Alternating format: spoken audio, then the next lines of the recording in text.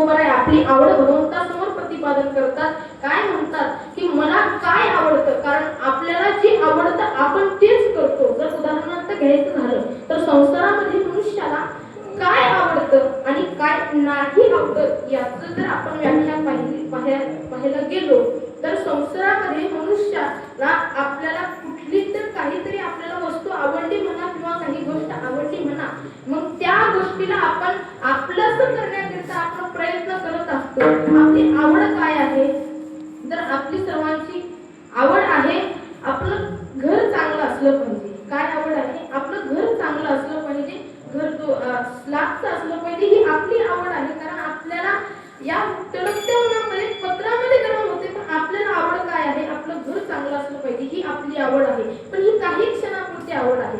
ही आवड आपली निर्माण झाली, आवड निर्माण झाल्यानंतर आपलं घरही तसं झालं, पण पुढे चालून आपल्या मनामध्ये अजून आवड निर्माण होते. काय आवड निर्माण होते, आपण काहीतरी पैसा कमवला पाहिजे, काहीतरी द्रव्य आपण कमवलं पाहिजे, ही आपल्या मनामध्ये आवड निर्माण होते. आता मनामध्ये आवड निर्माण होणं म्हणजे बाजारामध्ये जात असताना, फिरत असताना कोणती तरी वस्तू आपल्याला, कोणतं तरी दुकानामध्ये ठेवलेली वस्तू आपल्याला आवडते, मग ती वस्तू आपण घेतो. अशा प्रकारे परमार्थामध्ये जगद्गुरु तुकोबाराय आपली आवड प्रतिपादन करतात.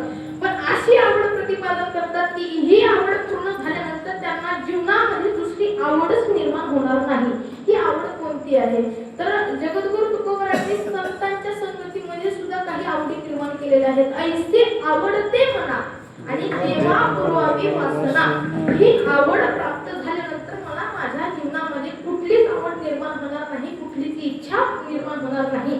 कारण कृपा दान केले संती आणि कल्पांतीही सरेना. जिथं आपली आवड संपते, जिथं आपली इच्छा संपते, तिथं सत्संगती किंवा भगवंताची भेट होणं, या ठिकाणी आपली आवड संपून जाते. असं म्हणतात की आपण जीवनामध्ये कोणत्याही महात्म्याला म्हणा, कोणत्याही संत महात्म्यांना म्हणा, देवाची एक वेळ जर भेट झाली, देवाची एक वेळ जर भेट झाली तर त्याला पुढे जगूच वाटत नाही, पुढे त्यांना जीवन जगूच वाटत नाही. कारण आपण जीवनामध्ये जे आपल्याला मिळवायचं होतं ते मिळालं, आता यापुढे काही मिळवायचं राहिलंच नाही. मग आपण जीवनामध्ये सुद्धा आपण बघितलं पाहिजे, आपली आवड संसारामध्ये लावण्यापेक्षा आपली आवड ही परमार्थामध्ये लावली पाहिजे. कारण परमार्थातली जी आवड आहे ती आवड पूर्ण होते. कारण आवडीसारखे मागितले दान आणि तुका म्हणे करी आवडीसारखी मागितले तरी तुका म्हणे करी समाधान. आवडीसारखे जी आपल्याला आवड आहे ती आपण भगवान परमात्म्याजवळ प्रतिपादन करू शकतो. मग जगद्गुरु तुकोबाराय आपली आवड ही भगवान परमात्म्याजवळ प्रतिपादन करतात, आवड सांगतात किंवा एक प्रकारची मागणी करतात.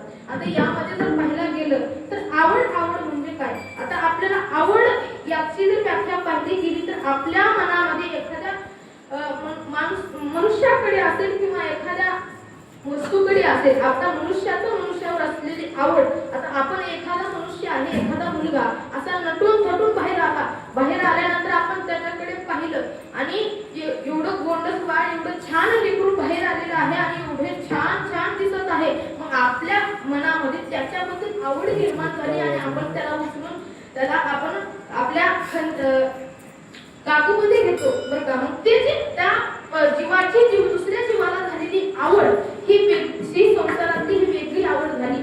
पण जीवाला आवड झाली. आवड म्हणजे काय, आता आवड जर पाहायला गेलं तर भगवंताला काय आवडतं किंवा आपल्याला काय आवडतं किंवा संत महात्म्याला काय आवडतं याचं जर पाहायला गेलं तर संसारामध्ये मनुष्यांना वेगवेगळं काही आपल्याला आवडत असतं. आवड आपली काही संपतच नाही. आणि भगवान परमात्म्याला काय आवडतं, आवड